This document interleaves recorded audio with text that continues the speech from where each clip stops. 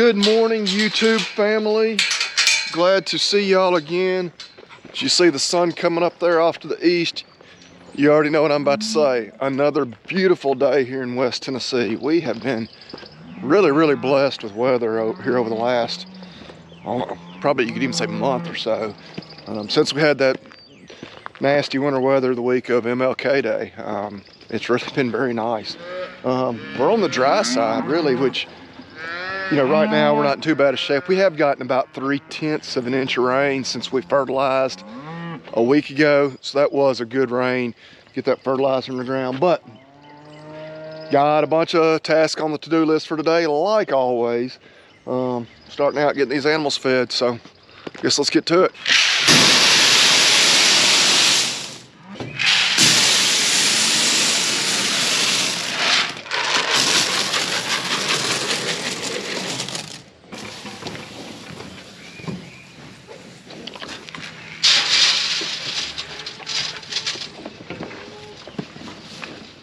Archie!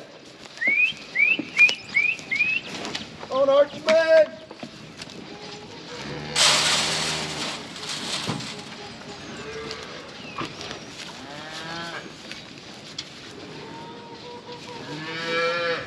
All the cows came up. Trying to get a head count on all the calves. You see we got what? 5 right here. We got 4 that took off running down there, kicking and playing. So that'd be what, 9? We got 10, 11, 12, 13, 14, 15, 16. Probably missing one or miscounting. We're up to 418, but we have lost 1 calf. I don't know if I mentioned that in one of the previous videos. The one that we had treated because he looked a little stiff and sore. And I really don't know. I mean, obviously, we knew something was a little bit off with him when we did that. But within 24 hours of us treating him, he looked fine. Like, you could not look out there and pick out which one he was even. And then like 5 days later, just one morning, his mom didn't come up. I could hear her down there bawling. He was laying there dead. I'm not even certain the cow may not have laid down on him. But yeah, no explanation. I mean, that's just the ups and downs of cow-calf operation. Sometimes you never know. But again, probably not just a coincidence that he was also the only one that had any kind of illness or anything that we had treated. But yeah, there's the calves. We'll try to get a quick count. Okay, no reason to despair. I did confirm all 17. It's hard. They're moving. They're hiding behind cows. But I finally, like 3 times in a row, counted 17. So we've got 17. I need to run into town, pick up Kaylin. She's gonna drop off her ride, service station, and yeah, she needs a ride. And look who came to the barn. Archie, who always joked, like he usually will not come to the barn with me. He just stops, throws on the brakes. I mean, he is a mama's boy. But this morning he decided, hey, I'm coming, Dad. I'll come with you. Now the horses are coming up. Speak of the devil, that's her calling me right now. Let's see what she's got to say. Hello. All right, do you want me to throw some hay to the horses? Yep, they just came up. All right, I'm gonna throw them some hay, then we'll be on the road. All right, see you soon. Okay, so we'll throw the horses some hay. And we're gonna head into town. Headed up the road, check on the other group of cows. We were gonna head to town, or we did head to town to get Kaylin. We're gonna head back to the other town to a feed store to get some cattle mineral. But it's gonna be my little rant for this video, I guess. Both feed stores that we use, neither one has any high mag mineral. Or I take it back, one of them has like 6 bags, which is a fraction of what we wanted to buy. The other one is out. They were out last week. They had a truck in. So, guys, it's spring, or spring is bearing down on us. Grass is growing. We need the high mag mineral. For those of you not familiar, or don't graze cattle, lush spring grazing carries risk of grass tetany, and so we combat that by feeding high magnesium mineral. and they're just, yeah, I'm frustrated. So both stores actually say they're gonna have a truck in on Friday, which is kind of coincidental because the mineral comes from different suppliers, but I guess that's just one truck run for each of them. So we'll try again this weekend, I guess. But yeah, you know you're gonna need it this time of year, go ahead and order it. Kaylin was in here with me when I was on the phone with them. Like, it's not like it goes bad. I know they don't want to carry it over because it's really only, you know, needed in the spring. They don't want to have a bunch left over from this spring to carry to next, but frustrated. My rent was going to be on time change, which I know that's, you know, boring and you know, overdone. Everybody complains about the time change. Or I think most people prefer, I guess, what are we on, standard time now? And I would agree with that. Like, I probably prefer this time, getting dark later. But really what I prefer is that we just pick one and stick with it. It's like last night we were sitting there, we got done eating supper. Was watching a little TV and I looked at my watch. I was like, it's 9:30 already. Like, how did it get to be 9:30? You know, kids were still awake. Like, good grief. Yeah, we're not saving daylight. Like, that's such a an oxymoron, a misnomer, whatever. Like, we don't save any daylight by changing the time. In reality, I mean, the numbers on the clock are just completely arbitrary anyway. Well, let's quit flopping back and forth. All right, I'm done ranting. These calves looking pretty good. We'll get a head count on them. It's hard to overemphasize how nice the weather is. We'll be coming out of these long sleeves here before too long. We're gonna get them checked out. Our plan is, today's Wednesday, this Sunday, we're gonna get the steers sorted off in here, loaded up and hauled to the sale barn. They'll sell next Monday. Again, that's our tentative plan, always subject to change. But just with prices as good as they are, you know, steers, you know, more expensive than heifers, worth more than heifers. We're gonna go ahead and sell the higher value animals. I think we're gonna run heifers, so we'll buy a few more heifers to run with ours, you know, this summer to sell this fall. So we'll be doing stocker heifers instead of stocker steers. But anyway, we'll get them fed. Oh, good time to mention to you, you see the hat, Ag Gear. Go to aggearstore.com. Super exciting, this is new news. The discount code Hurricane now gets you 15% off. They just updated us on that like a day or two ago. So yeah, that 10% discount code is now a 15% discount code. So if you haven't gone on there and ordered and used it yet, now you absolutely should. aggearstore.com, discount code Hurricane. The hats, the shirts, the jackets, the vest, you name it, check it out. Really good stuff. Okay, just checking. We brought 2 rolls of hay down here yesterday. That one and what is left of that one. Just kind of doing a little bit of an experiment. So the hay we're baling is just, you know, mixed grass hay. You know, what some people might even call some weeds. There's certainly some weeds in there. But then we store it in the barn. And then, so that's what that bale was. This bale was, you know, just a Bermuda grass, you know, hybrid Bermuda, Tifton 44, from my dad and my uncle's farm. The other difference being, it's been just stored outdoors. It was this past year's hay.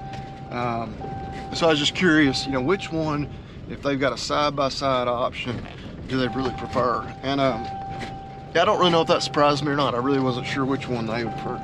Our hay varies quite a bit, what we bale, because again, just it being mixed grass, you know, from one farm to the next, you know, some of it does have a lot of Bermuda in it. There are a lot of fescue, a lot of crabgrass. Some of it will have more weeds. We got some that's got just a bunch of broom sage, and they really don't eat it very good. But we do think that storing it in the barn obviously really helps the quality. So, all right, if neither one of you two is gonna get the gate, I guess I'm gonna have to get out. Boy, that'd be something if I could train them to do that. No, not today. Back to that high mag discussion. I mean, obviously the grass is just getting really close, but our plan, you just mentioned we're gonna get those steers sorted off there and hauled this weekend, and pretty much as soon as we get the steers caught and sorted, we're gonna turn those heifers back to grass. So that's why they need the mineral. At home, our target day, I believe we're gonna, on Saturday, is our turnout day here, our plan. So now that we're not going to the feed store to get mineral, we've got some extra time this morning. I think we may saddle up a horse and ride fences there at home, just because we haven't checked any of those fences since last fall, and just see. Undoubtedly we're going to find a spot or two that needs a little patching. Also, I should mention to y'all, got something exciting coming up tonight. As most of you are aware, especially been watching very long, my cousin Logan and I do the Talk Dirt to Me podcast, talk about all kinds of issues and stories and whatnot in ag every week, anywhere you listen to podcasts, including here on YouTube, Talk Dirt to Me. But we have some in-studio guests coming tonight to record this week, Matt and Kelly Griggs. So again, obviously y'all are watching this on YouTube. If you're big YouTube farming viewers, you may be familiar with them. Griggs Farms, they're just up the road from us here in West Tennessee. Row crop farmers. They do raise a lot of cotton, of course also wheat, your corn, soybeans. Of course, just mentioned I do that podcast with Logan. You've heard me reference him many times. LH Farms, he's also a row crop guy, similar to them. He does not grow any cotton. But yeah, check out all those other YouTube channels, Talk Dirt to Me, Griggs Farms, and LH Farms. But yeah, be looking for that episode to drop this week. I guess it was last week, we actually, and this may seem a little silly, if you're familiar with the Fox TV show, Farmer Wants a Wife. I know, I'm not the typical person you would think I was watching that show, but we kind of started watching it as a joke last year, which was season 1. I kind of got sucked into it for a variety of reasons. But one of the contestants, one of the bachelors, if you will, one of the farmers, Brandon Rogers, joined us last week. So that was really cool. He was not in studio, he did it remotely because he's all the way out in Colorado. But yeah, check out Talk Dirt to Me, whether you watch the videos here on YouTube or just listen in the traditional podcast format.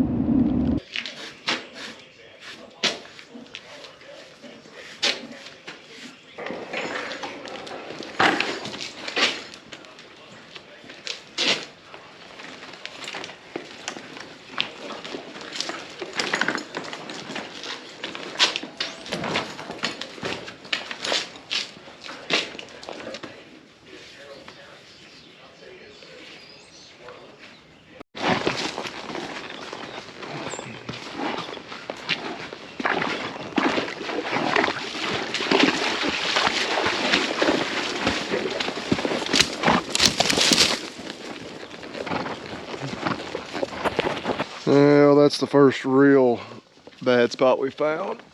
A dead tree there. Snag fell out of it. Really, I don't know, all we're gonna need to do is get it off there and probably can pull those wires back up, be pretty quick and easy. Long term, we're gonna have more issues with that tree though. Those bits and pieces of it kind of probably slowly come down. Well, it looks like it didn't take us long to go from our first bad spot to our second bad spot.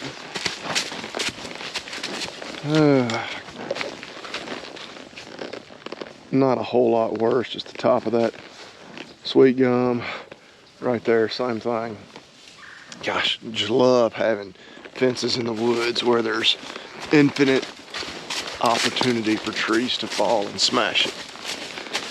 Just a great joy of having cattle in this part of the country.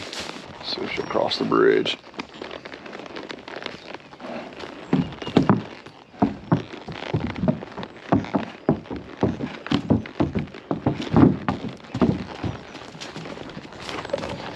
Oh yeah, saved us a little bit of a roundabout way to have to go through that other gate. And I'm missing a dog now, I've got one. Archie, come on! Yeah, this grass is looking good, very good. Now this mare would love to stop and eat on it. But yeah, nothing too bad in that pasture. We gotta ride through down here onto the neighbor's place and check those.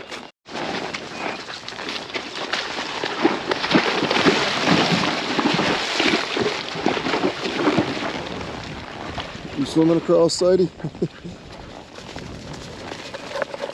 And we've lost Archie. I know where I last saw him.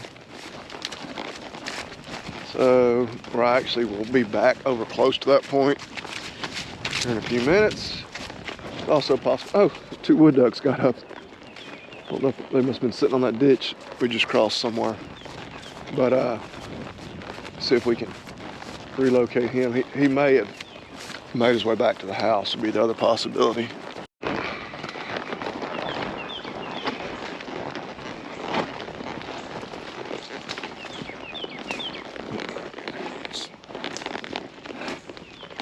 Oh, Mayor, come on. Mayor.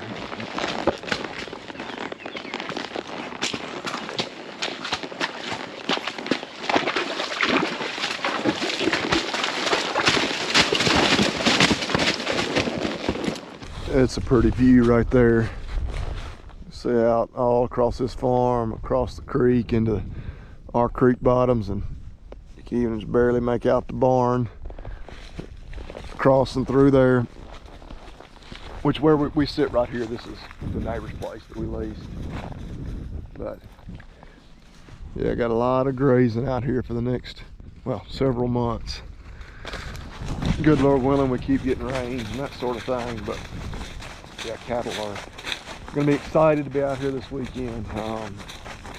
We got just a little more fence to ride, but so far, yeah, and literally as I'm saying that, we got a broken wire there that probably ought to be fixed. A calf could definitely walk out right there. A cow, if she really wanted to, could as well. Check these few more places. Nothing devastating or catastrophic as far as going to take hours to fix by any means. Molly's going to fertilize pasture a little bit. Give her a little break. But yeah, exciting time of year.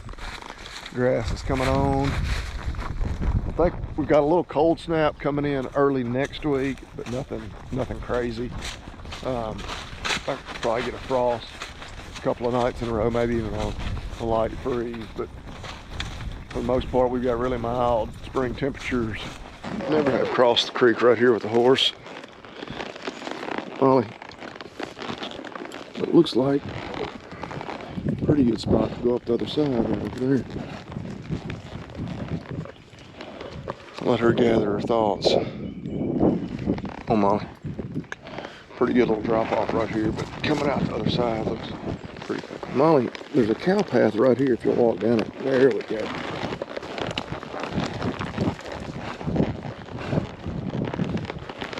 The deer have been crossing right here. That tells me they've checked out all the spots and probably know the best place.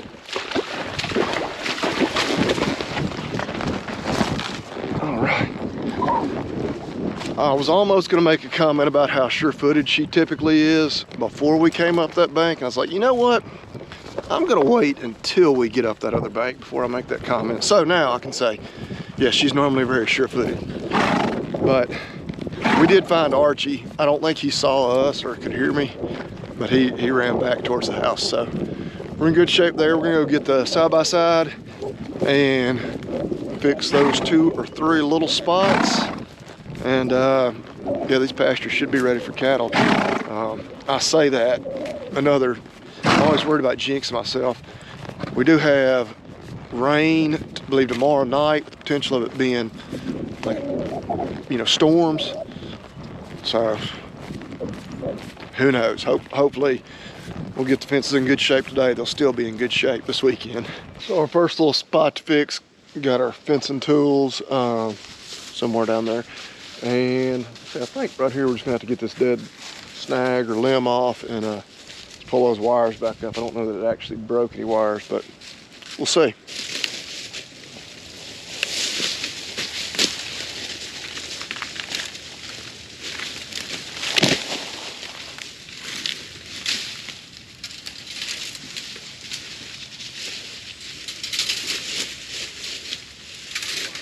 Really loose.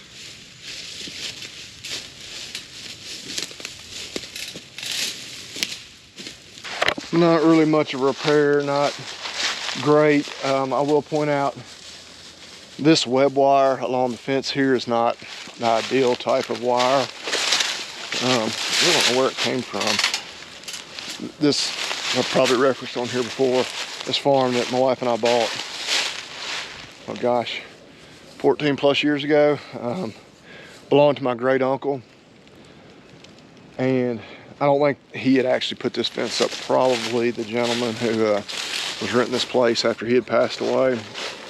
Yeah, it's just, I don't know if he had access to that wire, but not what we would normally want, but it does hold the cows in. We don't have as much trouble or worry on this farm because it is just our cow herd, as opposed to the farm up the road where we're bringing in new calves a lot of times. Just a little more risk of them hunting and finding a hole in the fence. So, too, I mean, obviously in the woods, there shouldn't be a strong draw to those cows wanting to get out. It's not like there's a, soybean field or anything, immediately next door where they're going to be really eager to get out. But okay, kind of do the same thing here.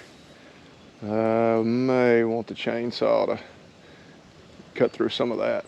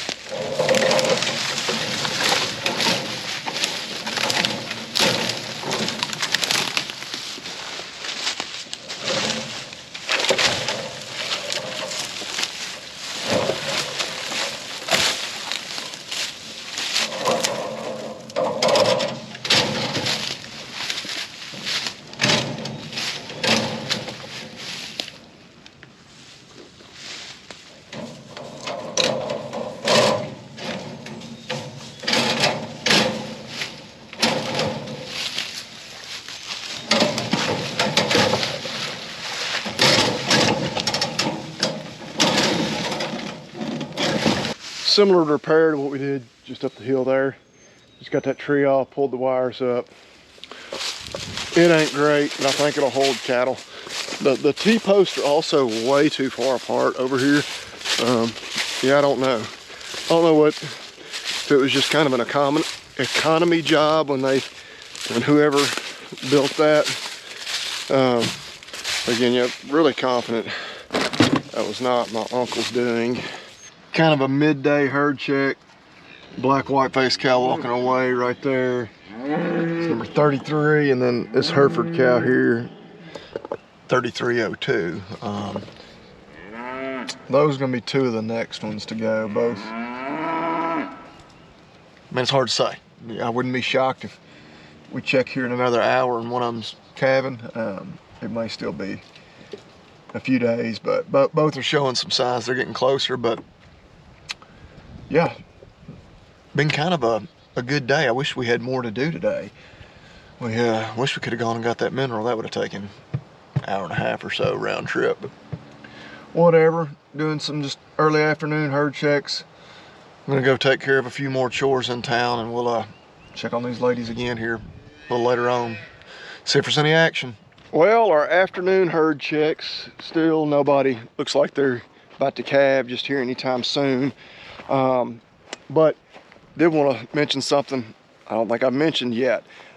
Most of you may have heard, maybe you haven't, but devastating wildfires swept through the Texas Panhandle. I believe burned over 1 million acres right in the Canadian-Texas area. I think the town of Canadian's kind of considered the ground zero for where that all went down. Tens of thousands of head of cattle lost, homes, barns, equipment. One person has died. I mean, just pretty devastating. You know, and over the last 2 or 3 weeks since it's happened, you know, I've even asked myself, like, what can we do to help? You know, I know people in that immediate area have been shipping hay and feed and fencing supplies, you know, volunteering to help with the rebuilding efforts.